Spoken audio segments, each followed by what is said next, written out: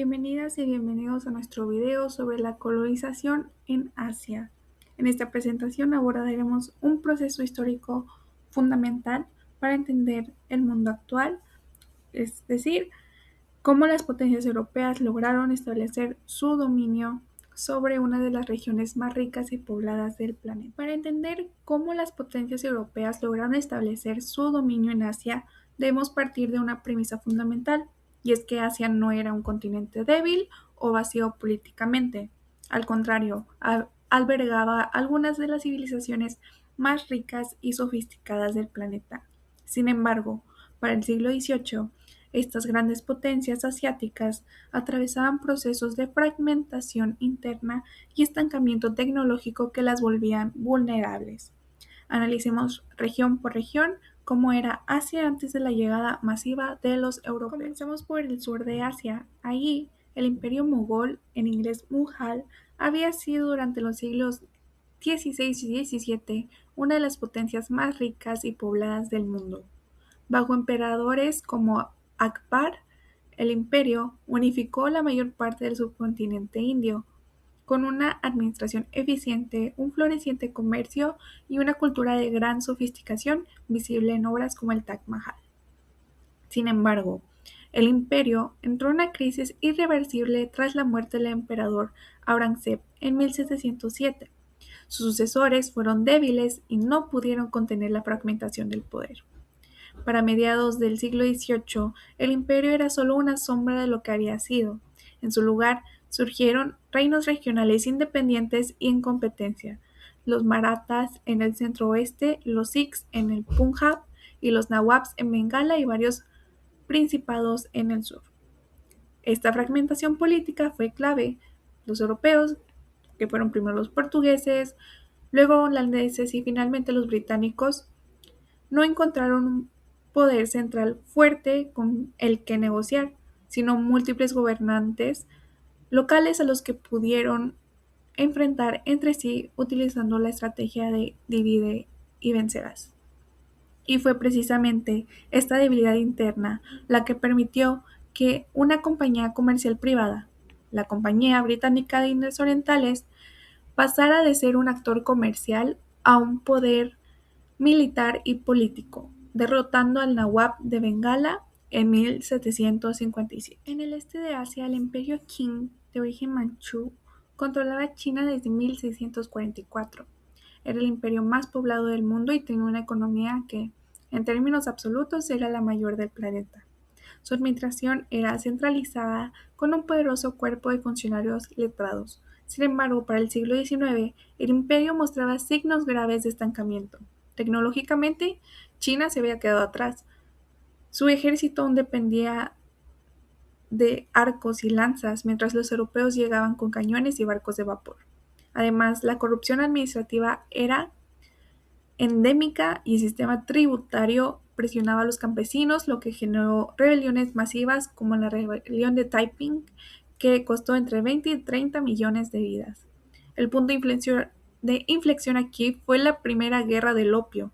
Los británicos, que comerciaban el opio desde la India para equilibrar su déficit comercial con China, forzaron al gobierno Qing a firmar el Tratado de Nankín, donde China cedió Hong Kong, abrió 5 puertos al comercio extranjero y aceptó la extraterritorialidad. O sea que los europeos no serían juzgados por leyes chinas. China no fue colonizada completamente como India, pero fue sometida a un régimen de tratados desiguales que la convirtieron en un semi-protectorado. A finales del siglo XIX, potencias como Francia, Alemania, Rusia y Japón ya se habían repartido el territorio en esferas de influencia. En el sureste asiático el escenario era igualmente heterogéneo. Existían reinos como el de Siam, que es la actual Tailandia, Birmania y Vietnam, así como el imperio javanés en Indonesia, pero ninguno de ellos tenía la capacidad militar o naval para competir con las potencias marítimas europeas. Indonesia, bajo el control de los holandeses, fue sometida progresivamente desde el siglo XVII a través de la Compañía Holandesa de las Indias Orientales, que monopolizó el comercio de especias en las Molucas. Birmania fue anexada por los británicos en 3 guerras entre 1824 y 1885, y Francia por su parte conquistó Vietnam, Laos y Camboya entre 1858 y 1893, creando así la Indochina francesa. Fue la fragmentación política y la ausencia de estados centralizados fuertes que hicieron que estas regiones cayeran rápidamente bajo el control europeo, que reorganizó sus economías hacia la exportación de recursos como caucho, aceite de palma y café. Japón y Corea presentan casos distintos. Japón, bajo el shogunato Tokugawa, mantuvo un aislamiento casi total desde el siglo XVII, conocido como Sakoku. Solo se permitía el comercio limitado con holandeses en el puerto de Nagasaki.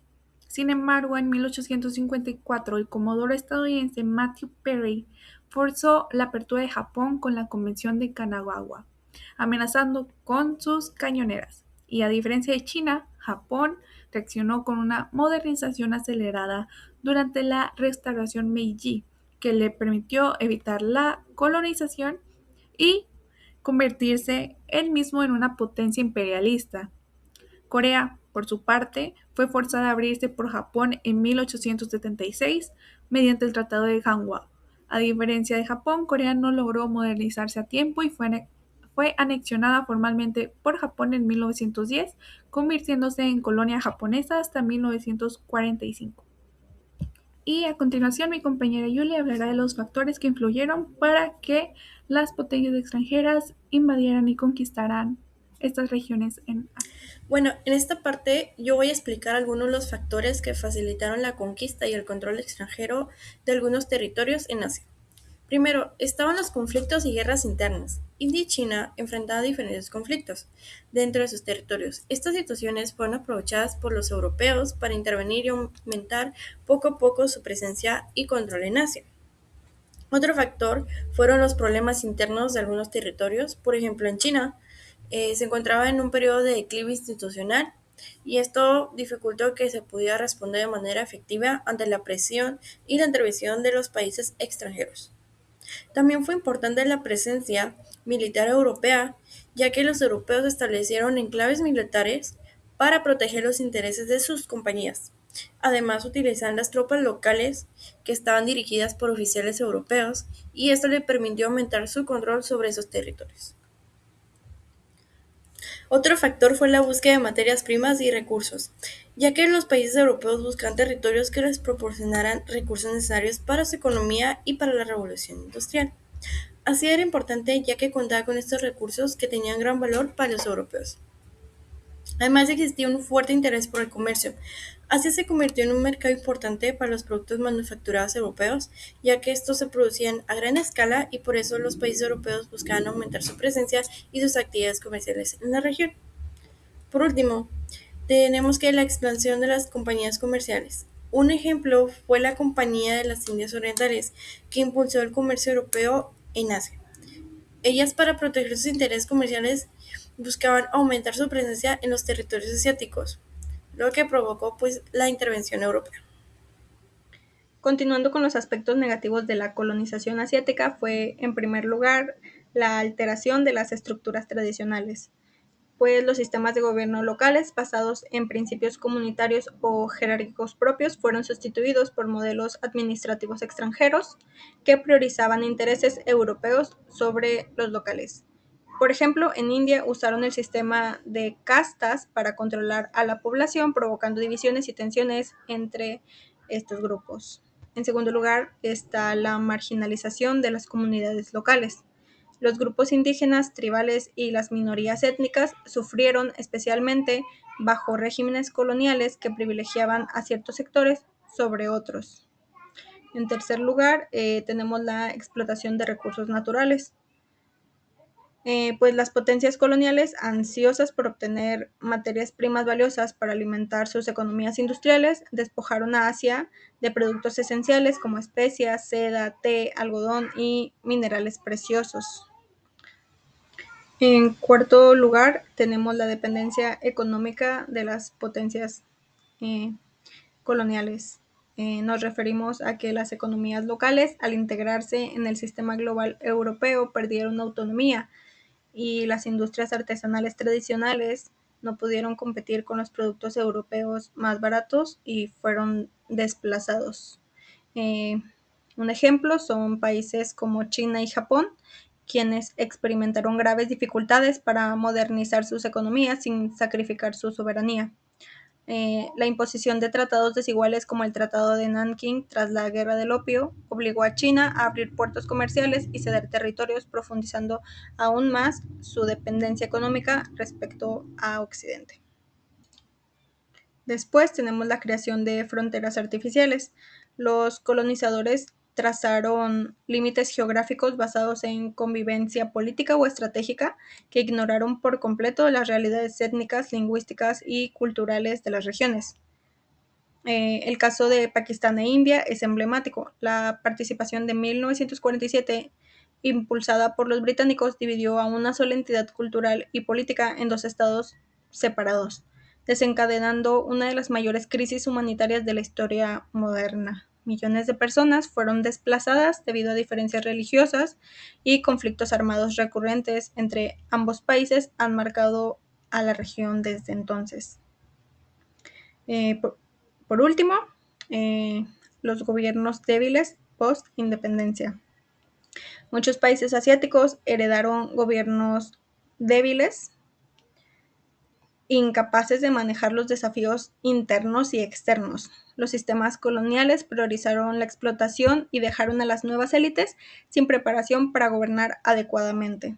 Estas deficiencias gubernamentales han sido un obstáculo importantísimo para el progreso económico y social en las décadas posteriores, o sea, la actualidad. Hola, yo les voy a hablar sobre los aspectos positivos de la colonización. Primero que nada está el desarrollo de la infraestructura.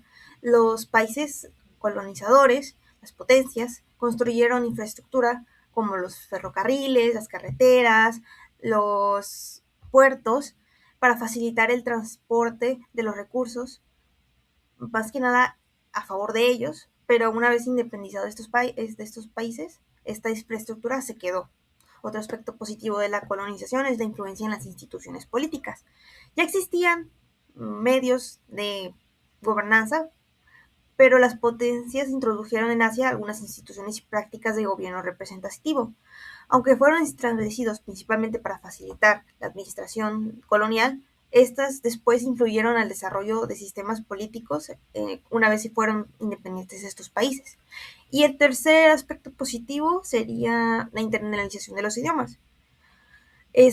La expansión colonial contribuyó a la difusión internacional de idiomas como el inglés, el francés, el español, y estos idiomas actualmente son muy importantes porque son utilizados en muchos países y sirven en todo, en el comercio, en la diplomacia y en las relaciones internacionales. Solo esto por resaltar algunos. Ahora vamos a hablar sobre la diferencia entre la conquista y colonización. Bueno, pues primero, la conquista consiste en someter un territorio generalmente mediante guerras, mediante alguna presión, con el fin de obtener pues el control. Mientras que la colonización consiste en mantener y administrar ese territorio durante un periodo más largo, un determinado tiempo, ejerciendo principalmente pues el control político y económico. Un ejemplo de conquista y colonización es India, pues los ingleses llegaron inicialmente con intereses comerciales, pero en 1757 comenzó la conquista. Posteriormente, en 1858, la corona británica tomó directamente el control y finalmente India se convirtió en una colonia británica. En cambio, pues China fue un caso diferente porque no fue conquistado completamente, porque ya contaba con un gobierno y una estructura política más fuerte. En su lugar, Inglaterra utilizó la presión comercial y militar, especialmente después de las guerras del opio, para obligar a China a abrirse al comercio. Además, pues que con eso Inglaterra obtuvo a Hong Kong y otras potencias establecieron zonas de influencia dentro de China. Entonces, pues se puede decir que la principal diferencia es que la conquista busca someter y obtener el control en un territorio, mientras que la colonización busca implicar y administrar ese control de manera más permanente. Y en Asia, pues podemos ver que no todos los territorios fueron dominados de la misma manera, porque pues vimos que India terminó siendo una colonia británica, mientras que China conservó su gobierno aunque quedó bajo una fuerte influencia extranjera. Y lo último que les vamos a platicar sería el impacto actual, que la colonización y semicolonización pues dejaron varios impactos que hasta el día de hoy siguen vigentes, y a pesar de que algunos pues se puedan considerar como malos o de mala aportación, pues son y serán parte del país. En India, por ejemplo, el sistema legal, burocrático y ferroviario, además de la lengua inglesa como lengua de poder, siguen siendo la base del estado actual. En Indonesia, la unificación del archipiélago y una economía extractiva con rasgos autoritarios heredados pues de los holandeses que en algún momento estuvieron ahí. En Corea, el trauma por la ocupación japonesa alimenta hasta hoy tensiones políticas y un nacionalismo antijaponés que está muy vivo, aunque no lo parezca. En China, el siglo de humillación se convirtió en la narrativa central que justifica el nacionalismo, el fuerte nacionalismo que tienen ahora, y su gran obsesión por la soberanía. Y en Japón, aunque técnicamente no fue colonizado, la presión occidental impulsó su modernización acelerada y su propio expansionismo. Como conclusión, podemos decir que la colonización de Asia, aunque pues fuera desigual según el país del que se hable, dejó cicatrices que aún definen pues fronteras, las instituciones y las propias formas de pensar de la gente de esos países. En algunos casos impulsó pues las modernizaciones, como en el caso de Japón, y en otros pues generó traumas y desigualdades como Corea. Su legado histórico sigue moldeando la política de estos países, también sigue moldeando la identidad de las relaciones internacionales hasta hoy.